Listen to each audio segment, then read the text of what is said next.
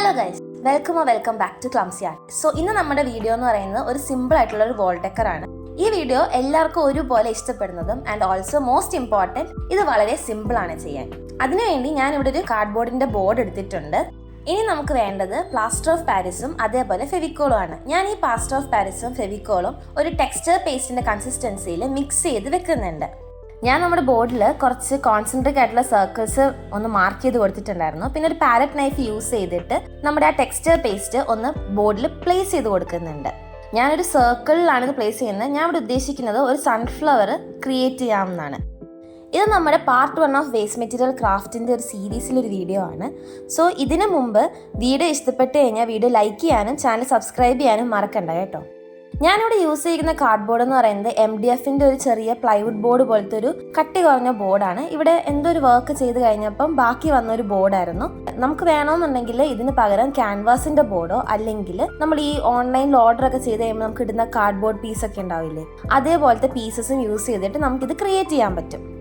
അങ്ങനെ ഞാൻ 2 ലെയർ സൺഫ്ലവറിന്റെ ഒരു ചുറ്റിൽ ചെയ്തിട്ടുണ്ട്. അതിനുശേഷം ഇനി നടുഭാഗത്ത് കുറച്ച് പ്ലെയിൻ ആയിട്ട് ഇരിക്കുന്നത് കൊണ്ട് കുറച്ച് പ്ലാസ്റ്റർ ഓഫ് പാരീസിന്റെ ആ ഒരു മിക്സ്ചർ നടുഭാഗത്ത് റൗണ്ടിൽ ഇട്ട് കൊടുക്കുന്നുണ്ട്. അതിന്റെ മുകളിൽ കുറച്ച് ബീഡ്സും കൂടെ ഇട്ട് കൊടുക്കുന്നുണ്ട്.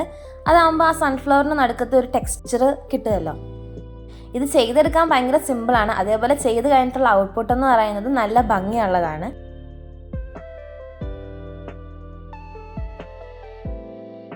ഇനി നമ്മൾ ഈ ബോർഡ് നോക്കുമ്പോൾ അതിൻ്റെ ചുറ്റിനും കുറച്ച് ബ്ലാങ്ക് ആയിട്ട് കിടക്കണമെന്ന് തോന്നി. നമ്മുടെ ഈ എഗ്ഗിൻ്റെ ഷെല്ലില്ലേ, അത് നല്ലോണം കഴുകി വൃത്തിയാക്കി ഉണക്കിയിട്ട് അതിൻ്റെ ബോർഡിന് ചുറ്റും ഫെവിക്കോൾ വെച്ചിട്ട് പേസ്റ്റ് ചെയ്ത് കൊടുക്കുന്നുണ്ട്. അപ്പോൾ ഒരു ടെക്സ്ചർ ഫോം ചെയ്യുമല്ലോ. അങ്ങനെ ആ ബോർഡിന് ചുറ്റും ഞാനിത് ചെയ്ത് കൊടുക്കുന്നുണ്ട്. അതിനുശേഷം ഞാനിത് നല്ലോണം വെയിലത്ത് വെച്ച് ഉണക്കി എടുക്കുന്നുണ്ട്. അറ്റ്ലീസ്റ്റ് ഞാനൊരു 2 ദിവസമെങ്കിലും വെച്ചിട്ടുണ്ടാവും. കാരണം മഴയൊക്കെ ആയതുകൊണ്ട് നമുക്കിത് കറക്റ്റായിട്ട് ഉണങ്ങി കിട്ടുന്നുണ്ടായിരുന്നില്ല. സൺഫ്ലവർ ആയതുകൊണ്ട് തന്നെ ഉണങ്ങി കഴിഞ്ഞപ്പം പെയിന്റ് അടിക്കാൻ ഏത് കളർ ചൂസ് ചെയ്യണം എന്നുള്ള ഒരു ടെൻഷനൊന്നും ഉണ്ടായിരുന്നില്ല. നമുക്കറിയാം സൺഫ്ലവറിന് കൂടുതലും യെല്ലോ, ബ്രൗണ്, ഓറഞ്ച് അതിൻ്റെ ഒരു ഷെയ്ഡിങ് ആണല്ലോ. അത് തന്നെയാണ് ഞാനും ഫോളോ ചെയ്തത്. ഫ്ലവറിൽ ഞാൻ ആദ്യം ഒരു യെല്ലോ കോട്ട് കൊടുത്തിട്ടുണ്ടായിരുന്നു. അതിനുശേഷം ഓറഞ്ച് വെച്ചിട്ട് ഷെയ്ഡിങ്ങും അതിൻ്റെ നടുഭാഗത്ത് ബ്രൗൺ വെച്ചിട്ട് കൊടുക്കുന്നുണ്ടായിരുന്നു.